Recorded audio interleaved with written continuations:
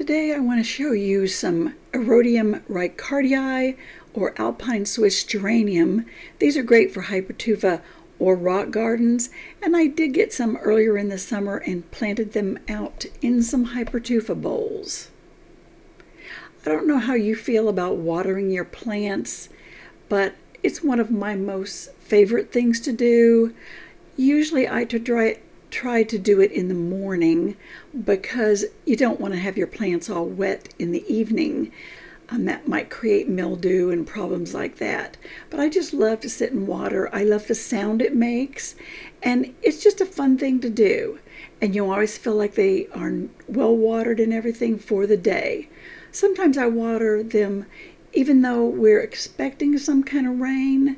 Now, if it's saying thunderstorms and torrential downpours, I don't.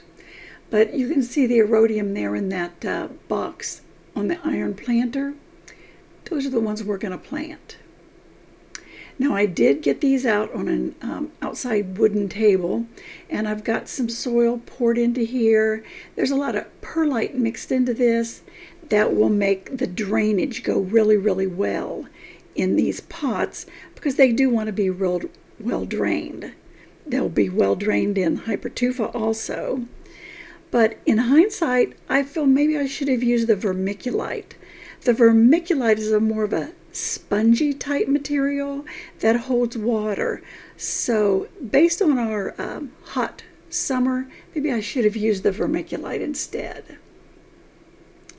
But these sometimes are labeled that they will survive the winter, a zone 6. But they don't. I have never had that experience. If you have, let me know. I don't know any winter that they have survived for me. If I want for them to survive, I have to take them inside. Now, I usually put a little bit of vinyl window screening over the holes. You can use a coffee filter, piece of cloth, anything you want, but I don't like to feel that the soil will fall out. Now, these erodium, I usually find them at Lowe's for whatever reason. That's the only place I've ever seen them other than once at, I think there's a place called Grandma's Gardens out here. I did see them once. But they're not an expensive plant, and I think people don't really realize how cute they are once you get them going, because they do spread maybe about 12 inches wide, and they get either 3 to 6 inches high. If they get a lot of light, they stay more tight and lower, and I do like them tight and lower. I do have one of these plants I kept for inside. I have it in a terrarium inside, but so far I've not had any blooms, and I'm struggling to see exactly how much light it needs. But we'll look at that maybe later on.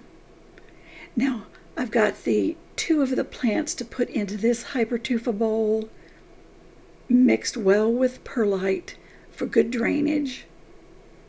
I think they're going to do real well. I will put them out in the full sun. Now, I really don't have much shade here in my backyard. We do have an umbrella on the patio, but I don't have the umbrella up all the time because when it gets windy, I have to worry about the umbrella and put it down. So if you've ever grown these in Zone 7, I would like to know if they do survive in Zone 7 or what the cutoff is. But I do have these right now kind of at the edge of the house, so that once noon comes and the later part of the day, they do have protection from the hot sun, because they seemed, I have some pictures here to show you later, that they did seem to be a little damaged by the hot, intense sun. It seemed like as well as these pots drain, I probably could have watered them twice a day, and maybe they would have done a little better. But they did do really good considering, because they did stay alive and bloom all year. And they are still currently out there blooming. It is late September here right now. But I think they look real good. I've got this big bowl, probably about a 12-inch diameter, and I put 2 in there. And I'm also going to plant another one in a little square dish. But you don't need to see a repeat of that being potted. But that's what it looks like. And you can see how they want to spread out. I think they look really good. A little bit of Irish Spring soap there to try to keep the varmints out. It didn't. Now this is what they look like just after planting. They needed to be sprayed so that you clean off the edges of the bowls and everything and clean off the foliage. But it looks really good. I was real pleased with the way they look here. And the little flowers are beautiful. They do look like the perennial geranium. These are not geraniums at all. They're not even in that same family.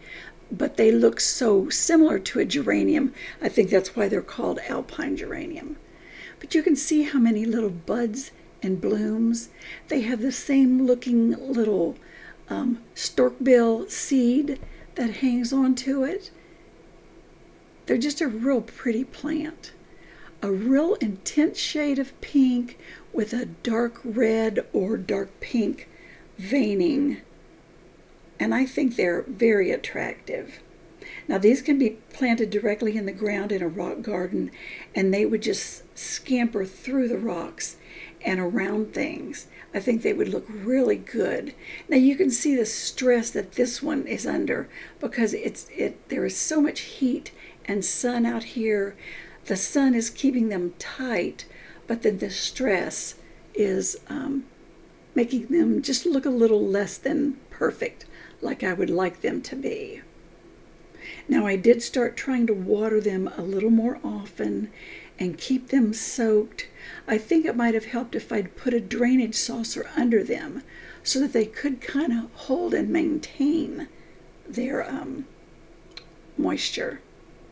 Now this is one of the campanula bells that I've got in another Hypertufa planter. Looking real good too. Just beginning to bloom out again. But I am pleased. These look really good. Now here's a little bit later on, like a few weeks later on, the campanula is still blooming. I think there's a seedling of a foxglove that's got into that. I'm going to have to pull that up and plant that in the soil.